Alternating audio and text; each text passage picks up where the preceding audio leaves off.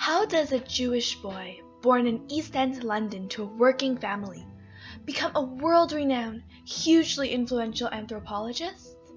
With passion. Ashley Montagu wasn't always Ashley Montagu. He was born Israel Ehrenberg. As young Israel became old Ashley, his life's accomplishments made waves in the scientific, public educational, and socio-ethical domains of science, and his work still affects us today. The son of Charles and Mary Plott Ehrenberg, Israel was born in London on the 28th of June, 1905. He was raised in the East End among the English working class. By the time he was 10, young Israel was a keen observer of human behavior. He analyzed differences between his Cockney neighbors and the more educated students who often rented rooms in his parents' home. At 15 years old, Israel won a literary contest.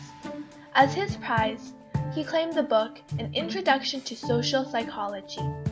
He also read other books by famous philosophers such as Huxley, Nietzsche, and Mill. Before enrolling at the University of London, Israel Ehrenberg changed his name. In 1926, the British government displayed what Montagu interpreted as harsh and unjust treatment towards striking workers. Montagu, a wide-eyed, idealistic 21-year-old, left England, seeking a more human country. I was brought up as a stuffed shirt Englishman. I wasn't very human. What America did for me was to humanize me, democratize me. Montagu arrived in New York City in 1927. He took several classes at Columbia University before traveling to Italy a year later. At the University of Florence, Ashley took classes in ethnography and anthropology. Ashley Montagu returned to New York after finishing his studies. He worked as an assistant professor of anthropology at New York University. In 1934, Montagu returned to his studies at Columbia University and received his PhD in 1936. Ashley Montagu published his first book in 1937. It was titled Coming into Being Among Australian Aboriginals, which was based on his dissertation. In 1938, Ashley left his job at New York University for Hahnemann Medical College. While there, he published several papers about race.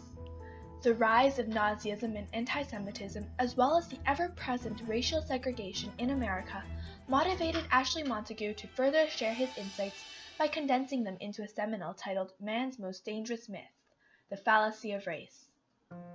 In it, Montagu challenges the then popular notion that characteristics based on race were a biological construct.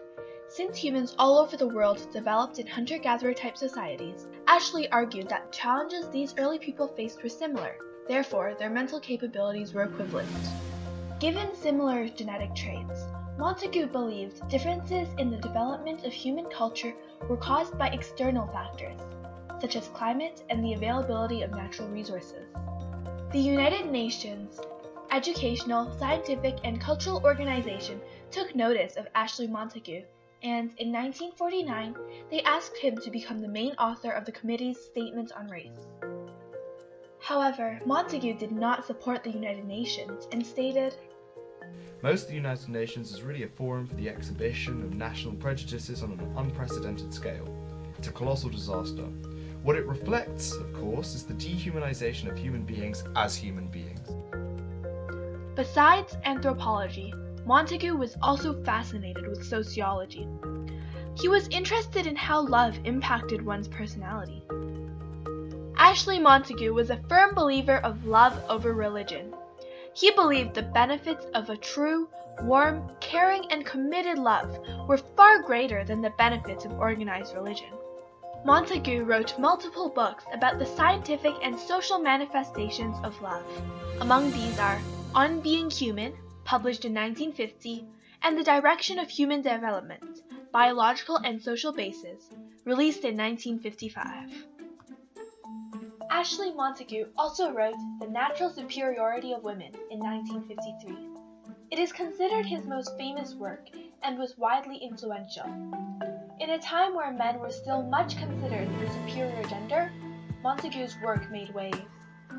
In his book, Montagu examines each sex from an anthropological perspective. He concludes that while men possess the physical advantages of larger size and physical power, it has led to some men becoming psychopaths, drug abusers, and barroom brawlers. This, he believes, is due to society's change from the primitive hunter-gatherer to the modern desk worker. Montagu concludes that women's genetic bag of tricks lends them their superiority. This is because it enables them to survive as individuals and in groups as society evolves from hunter-gatherer to technologically inclined. Ashley Montagu also suggested that men and women should receive equal pay for equal work. This suggestion, although common thought today, was radical in a time where most women were homemakers and those who did work received far less pay. In 1955, Montagu decided to leave his position at Rutgers University due to his success as an author. However, he did continue to teach as a guest at famous universities such as Harvard, Oxford, and Princeton. As he aged, Montagu became more interested in the public sector. He served as the director of the New Jersey Committee on Physical Growth and Development from 1951 until 1957. He also chaired the Anisfield Wolf Award Committee on Race Religions and was consultant to both the International Childbirth Education Association and the Peace Research Institute. Ashley Montagu became more interested in sociology as his life wore on. He wrote Touching, the Human Significance of the Skin, and the famous Elephant Man, a study of human dignity. Touching encouraged modern mothers to return to breastfeeding their children, as it had many health benefits, both physical and emotional. Breast milk gave babies the necessary nutrients to grow and encouraged emotional bonds between mothers and their children. Elephant Man was a study on the life of a disfigured man living in Victorian England. It examined his treatment and exploitment at the hands of the public. In 1976, Montagu penned The Nature of Human Aggression. He argued that, unlike animals, humans have no innate fight or flight decision. This means that humans have no built-in aggression. Montagu states that all human behavior is learned. Man has potential for aggressive action, but he also has potential for non-aggressive action. The action taken is a result of outside influence. Ashley Montagu died on November 26, 1999, after a long hospitalization as the result of heart disease. In the years prior to his passing, Montagu revised his books as new scientific evidence emerged. He also wrote reflections on his life and career.